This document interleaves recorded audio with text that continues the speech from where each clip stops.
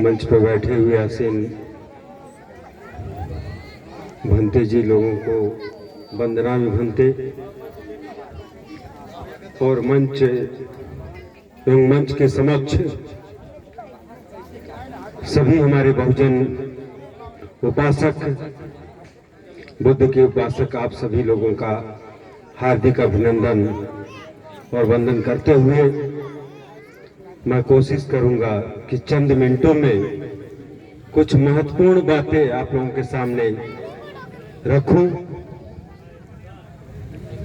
क्योंकि मंच की फहरिस्त बड़ी लंबी है और कार्यक्रम भी लंबा आप लोगों को सुनना है।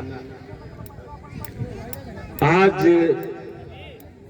गोरखपुर कंपियरगंज विधानसभा के इस नवापार गांव में जो मुझे एक यह संगठन देखने को मिला, आम्बेडकर विचारधारा युवा संगठन, और इस संगठन के माध्यम से धम्म जागरण सांस्कृतिक कार्यक्रम का आयोजन वास्तव में बहुत ही सराहनीय कदम है। साथियों, आम्बेडकर विचारधारा जो संगठन का नाम रखा गया है, तो नाम ही कुछ इतना महत्वपूर्ण है कि आम्बेडकर विचारधारा यानी बाबा साहब डॉक्टर भीमराव आम्बेडकर की जो विचारधारा थी, वह विचारधारा को अगर हम समझने का प्रयास करें तो हम ये पाएंगे कि तथागत बुद्ध से लेकर के और बाबा साहब तक भारतवर्ष का जितना भी सामाजिक क्रांति और आंदोलन रहा है, ये सभी का निचोड़ है बाबा साहब डॉक्टर भीमराव आम्बेडकर का आम्बेडकर विचारधारा। अपने आप में बहुत ही महत्वपूर्ण है और यह विचारधारा उस बात का विचारधारा है कि आम्बेडकर विचारधारा का नाम लेते ही यह बात स्पष्ट हो जाती है कि समता, स्वतंत्रता, न्याय और बंधुता पे आधारित जो विचारधारा समाज में स्थापित करती हो, उस विचारधारा का नाम है आम्बेडकर विचारधारा। और जो विचारधारा क्रमिक असमानता को, गैर बराबरी को, पाखंड को, ऊंच नीच को, व्यभिचार को, भ्रष्टाचार को बढ़ावा देने वाली विचारधारा है, उस विचारधारा के ठीक विपरीत यह है आम्बेडकर विचारधारा। अब एक तरफ नींबू है और दूसरी तरफ दूध है। कई 100 लीटर दूध हो, अगर एक बूंद नींबू का पड़ जाए उसमें तो वह दूध फट जाएगा। इसलिए नाम तो हमने रखा आम्बेडकर विचारधारा युवा संगठन। वास्तव में अगर हम इस बात को समझ करके पहल कर शुरू कर दे, तो जो अभी हमारे बड़े भाई बता रहे थे कि मील का पत्थर साबित होगा नवापार का प्रोग्राम, तो वास्तव में मील का पत्थर ही साबित होगा, बशर्ते इसको समझने की जरूरत है कि इस दूध में कतई किसी कीमत पे कोशिश किया जाए कि एक बूंद भी नींबू न पड़े, हमारा दूध फटने न पाए, तब तो माना जाएगा कि हाँ वास्तव में आम्बेडकर विचारधारा सफल होगी। चूंकि दो बातें एक साथ नहीं चल सकती, समानता और क्रमिक असमानता दोनों एक साथ नहीं चल सकता, गैर बराबरी एक साथ नहीं चल सकती। ये अपने आप में बहुत महत्वपूर्ण बात है और इस कम समय के महत्वपूर्ण घड़ी में मैं इतना ही आप लोगों से निवेदन करना चाहता हूं कि अगर हम तथागत बुद्ध का नाम लेते हैं, अगर अपने महापुरुषों का, संत शिरोमणि रविदास जी का, कबीरदास जी का, विठल देव का, नामदेव का और राष्ट्रपिता ज्योतिराव फूले का, माता सावित्रीबाई फूले का, छत्रपति साहू जी महाराज का, इन लोगों का नाम लेते हैं मात्र, तो उनका नाम के साथ हमको उनके महत्व को समझना पड़ेगा कि उन लोगों ने कभी भी गैर बरादरी को स्थान नहीं दिया, गैर बरादरी को स्थान नहीं दिया है, क्रमिक असमानता को स्थान नहीं दिया है, व्यभिचार और भ्रष्टाचार को स्थान नहीं दिया। और इसके ठीक विपरीत जो विचारधारा आज भारतवर्ष के गांव-गांव में फल फूल रही है और समाज में व्याप्त हो गई है, वह विचारधारा इसके विपरीत की विचारधारा, उसी विचारधारा पे आज भारत बह रहा है, भारत बह रहा है। ये हम लोगों के आंख पे पट्टी बंधी हुई है कि इस देश का प्रधानमंत्री चाहे वह कनाडा जाए, चाहे ऑस्ट्रेलिया जाए, चाहे स्विट्जरलैंड जाए, और अभी भी तात्कालिक में चाहे वह लुम्बिनी जाए, सिवाय तथागत बुद्ध का उनका कहीं भी कोई वर्चस्व नहीं हो सकता, उनका कोई महत्व नहीं हो सकता। इसलिए वो हर जगह एक ही बात कहते हैं कि हमने बुद्ध दिया है, युद्ध नहीं, हमने बुद्ध दिया है, युद्ध नहीं। तो अब जो अगर आप ऐसा कहते हैं, अभी लुम्बिनी में जैसा वो बोल रहे थे माननीय प्रधानमंत्री महोदय, ऐसा लग रहा था कि वास्तव में बहुत पुराने जन्मजात बौद्धिस्ट हैं, उनकी वाणी से ऐसा लग रहा था कि जन्मजात बौद्धिस्ट है। लेकिन ये तो उनकी महान कलाकारी है कि जहां कहीं भी जाते हैं तो उस वेशभूषा में रम जाते हैं, उस वैसी ही वाणी वो बोलने लगते हैं। ये तो रटे हुए तोते की तरह उनकी महान कलाकारी है। लेकिन हम समाज को कहना चाहते हैं कि समाज कलाकार न बने, समाज अपना चरित्र स्पष्ट करे, चरित्र स्पष्ट करे, क्योंकि समाज को अपने महापुरुषों के आंदोलन को, अपने महापुरुषों की विरासत को, अपने महापुरुषों के इतिहास को समझना होगा। और हमारे समाज के पढ़े लिखे लोग, जो हमारे समाज के बुद्धिजीवी लोग हैं, उनकी जिम्मेदारी बनती है कि इन चीजों को वो पढ़े, अध्ययन करे, आत्मसात करे और अपने समाज में उसको स्थापित करे, अपने घर की बहू बेटी, माँ बहन भाई सबके अंदर वह विचारधारा स्थापित करने का प्रयास करे। क्योंकि तथागत बुद्ध ने पहली बार इस देश के अंदर महिलाओं को सम्मान दिया, पहली बार भिक्षुणी संघ बना करके पहली बार महिलाओं को सम्मान दिया। उस परिस्थिति में, जिस परिस्थिति में इसी देश के अंदर जो वैदिक व्यवस्था थी और जो क्रमिक असमानता और गैर बराबरी वाली व्यवस्था थी, उसमें स्त्री मात्र भोग्या थी, मात्र भोग्या थी, भोग की वस्तु थी। लेकिन बुद्ध ने भिक्षुणी संघ बना करके वो सम्मान दिया कि स्त्री और पुरुष में कोई भेद नहीं होता है, दोनों बराबर के सम्मान की है। क्योंकि ये भारत, जो इतिहास के छात्र होंगे, जो प्राचीन इतिहास के छात्र होंगे, उनको मालूम होगा कि ये सिंधु घाटी सभ्यता वाला भारत है। सभ्यता, सिविलाइजेशन, सभ्यता शब्द भारत में पहली बार आया दुनिया में। कोई जानता नहीं था कि सभ्यता किसको कहते हैं, समाज किसको कहते हैं, किसी को मालूम नहीं था, मालूम नहीं था। जिस समय ऑस्ट्रेलिया में लोग पत्थर से पत्थर टकरा करके आग पैदा करना सीख रहे थे, उस समय यहाँ सिंधु घाटी सभ्यता पूरी तरह से विकसित था।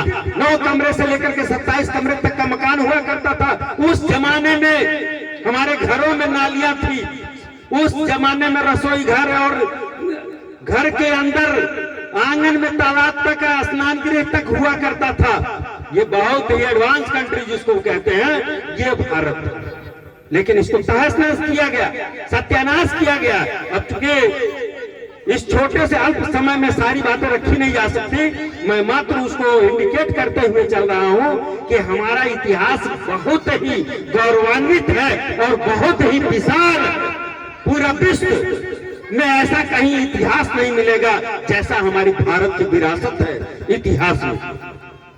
तो जिस देश के अंदर मात्र हमारे महापुरुषों ने हमारे देश के अंदर सभ्यता को समझाया है और स्त्री और पुरुष के बीच क्या संबंध है, इस चीज को बताया है, सम्मान दिलाया है, उसको कायम रखने के लिए अगर कोई रास्ता बनता है, कोई वजूद है, कोई मार्ग है, तो मात्र हमारे महापुरुषों की विचारधारा है।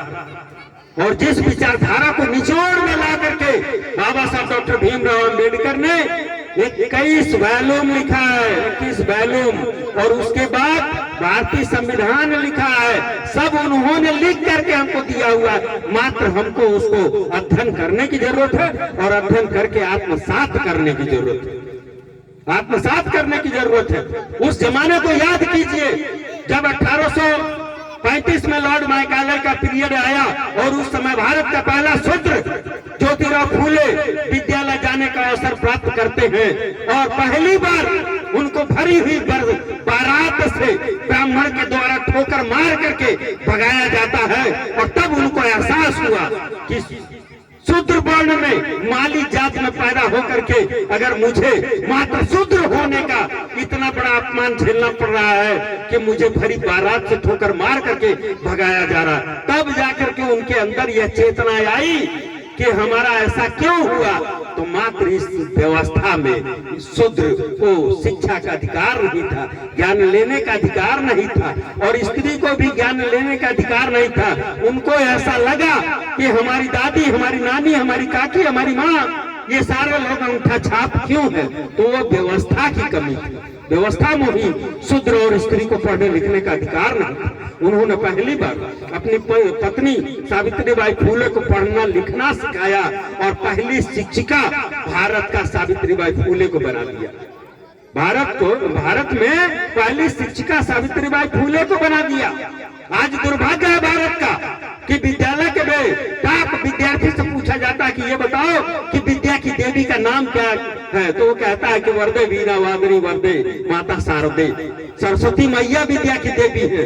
जबकि ये प्रैक्टिकल है, साक्षात है कि इस देश के अंदर अगर महिलाओं को शिक्षा दिलाने का किसी ने आंदोलन किया, लड़ाई लड़ा और शिक्षा दिया, तो माता सावित्रीबाई फूले ने दिया, माता सावित्रीबाई फूले ने दिया। मैं गोरखपुर के विद्वान ब्राह्मण से पूछा कि ये बताओ कि वरदे वीणा वादनी वरदे माता शारदे किस किस विषय में पारंगत थी और किसको किसको अपना शिष्य बनाई थी।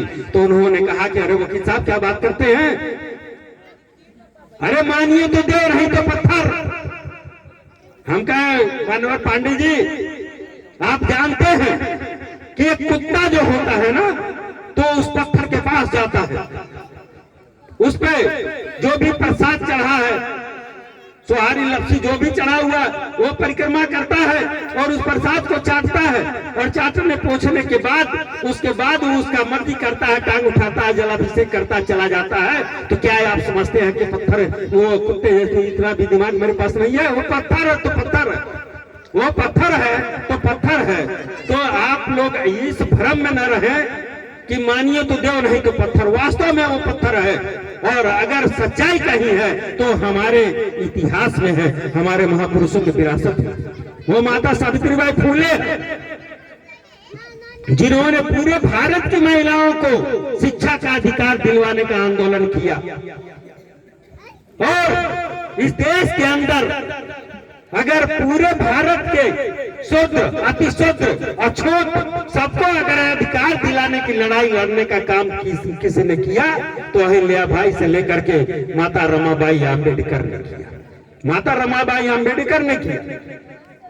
पूरी जिंदगी जब तक वो जिंदा रही, 38-39 साल की उम्र तक, उन्होंने पूरे जीवन का सुख, ऐश्वर्य, सारा चैन, सब कुछ त्याग करके बाबा साहब डॉक्टर भीमराव अम्बेडकर का कदम से कदम मिलाकर साथ देने का काम किया। और उन्होंने कभी भी उनसे शिकायत नहीं किया कि बाबा साहब आप मुझे बढ़िया साड़ी नहीं दिए, बाबा साहब आप मुझे बढ़िया भोजन नहीं दिए, बाबा साहब आप बढ़िया भवन नहीं दे रहे, रहने के लिए व्यवस्था नहीं दे रहे, कुछ नहीं दे रहे हैं। तो उन्होंने कभी शिकायत नहीं किया। लेकिन आज हमारे ही बहुजन समाज की महिलाओं की क्या ये मनोविज्ञान है, ये स्थितियां हैं। छोटी से छोटी बात पे पूरा घर अपने सर पर उठा लेती, छोटी से छोटी बात पे घर सर पर उठा लेती है। लेकिन वह त्याग देखिए कि 4-4 बच्चों को झेलती रही, कुर्बान कर दिया उस माता रमाबाई आम्बेडकर ने, लेकिन शिकायत नहीं किया बाबा साहब डॉक्टर भीमराव आम्बेडकर को। जिस समय राउंड टेबल गोल में सम्मेलन में जाने की बात हुई, उस समय भी रमाबाई ने उनका हिम्मत बढ़ाया कि जाइए राज रत्न आम्बेडकर का मैं इलाज करवा लूंगी, इलाज करवा लूंगा, इलाज करवा लूंगे। आपके एक राज रत्न नहीं, इस देश के अंदर आप करोड़ों करोड़ों राज रत्न आम्बेडकर के पिता हैं। सबके हक अधिकार की बात है। आप जाइए बाबा साहब जाते और कम्युनल वार्ड लेकर आते हैं।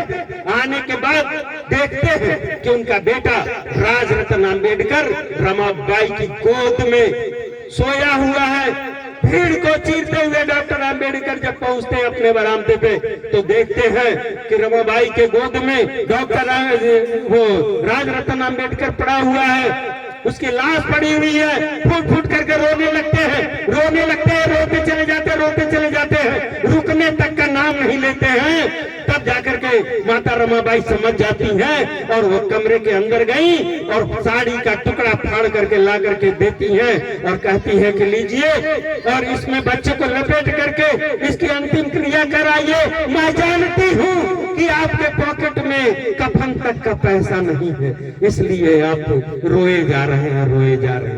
ये विशाल हृदय हमारी रमाबाई आम्बेडकर का था।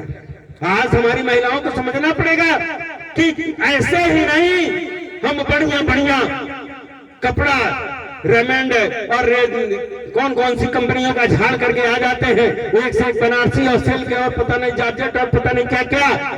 इसके पीछे हमारा जो इतिहास है बहुत रक्त रंजित इतिहास दबा हुआ है, जो शायद ठीक से हम लोग चिंतन मनन कर ले, ईमानदारी से उसको आत्मसात करें तो वास्तव में हमसे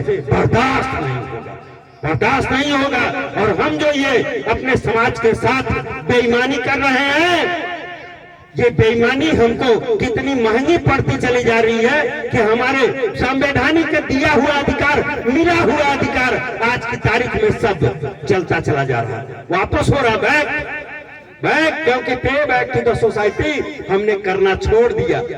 हम ज्ञानवान हैं, धनवान हैं, बुद्धिमान हैं, सब कुछ है, मात्र अपने लिए है, व्यक्तिगत सुख चैन के लिए, समाज के लिए नहीं रह गए। इसलिए हमारा सब कुछ जो समाज ने हमको दिया था वो समाज से वापस हो रहा है, बैक हो रहा है।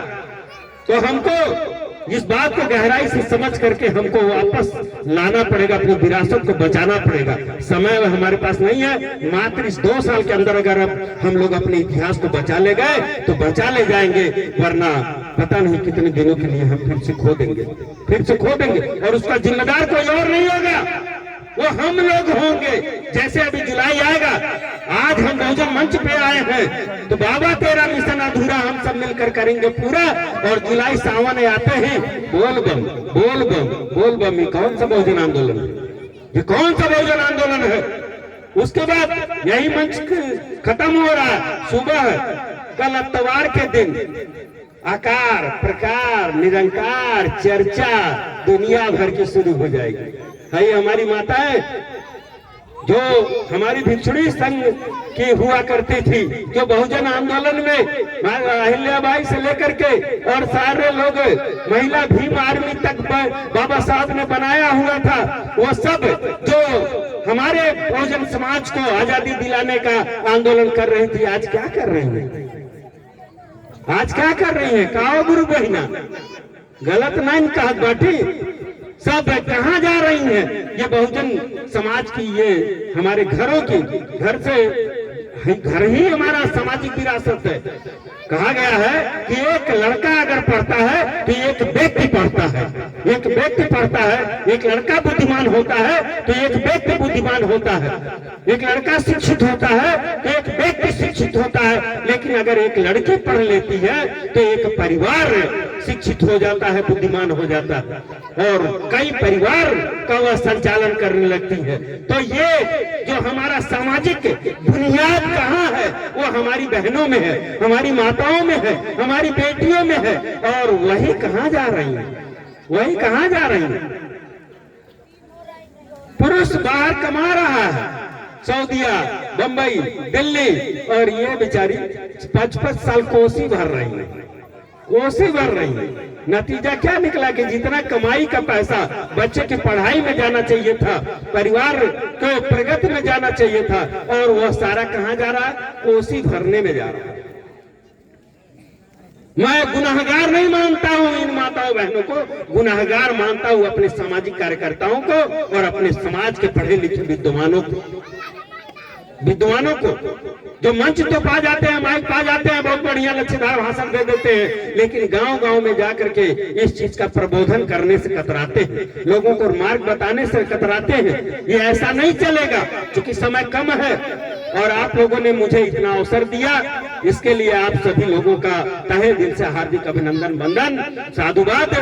और आप लोग मेरी बातों को ध्यान दिए और इसको आत्मसात करेंगे और कदम से कदम मिला करके जो लिखा है सामाजिक परिवर्तन, तो वास्तव में सुधारवादी आंदोलन की हमको जरूरत नहीं है, हमको परिवर्तन करना पड़ेगा, परिवर्तन करना पड़ेगा। समझ में आ रहा है कि परिवर्तन और सुधार में कितना अंतर होता है। एक तोते को लीजिए, वह लकड़ी के पिंजरे में है, कोई आया कहा कि ये तो इसको गर्मी लग रही होगी, चौड़ा चौड़ा पट्टी लगा हुआ लकड़ी का पिंजरा है, इसको ऐसा करो लोहे के तार में लगा दो, तार में लगा दिया गया। उसके बाद कोई आया तो कहा कि इसको लोहा हटाओ, इसको चांदी के तार में लगा दो, वो पिंजरा चांदी का बन गया। फिर कोई आया सोने का बना दिया, और कोई आता है उस तोते को फाटक खोला पिंजरे का, बाहर निकाला, उड़ा दिया। तो जब तक लकड़ी से लेकर के सोना तक आया पिंजरा, तब तक वह तोता उस पिंजरे के अंदर कैद था, पिंजरे में सुधार हो रहा था, लेकिन तोते के जीवन में कोई सुधार नहीं आ रहा था। और जिसने आया तोते का फाटक खोला, उड़ा दिया और वह तोता आजाद हो गया। तो वह चीज है परिवर्तन की लड़ाई। हमको परिवर्तन चाहिए, सुधार नहीं चाहिए। सुधार बहुत हो चुका, बहुत हमारा लिंटर विंटर और बनारसी आ चुका है, बहुत सुधार की जरूरत नहीं है। अब इस 2 साल के अंदर हम लड़ाई लड़ करके भारत में परिवर्तन लाएंगे और अपना बुद्धमय भारत बनाएंगे। आप लोगों ने मुझे अवसर दिया, इसके लिए धन्यवाद। इशारा बार बार आ रहा है संचालक महोदय का, साधुवाद। नमो बुद्धाय, जय भीम, जय भारत। बहुत बहुत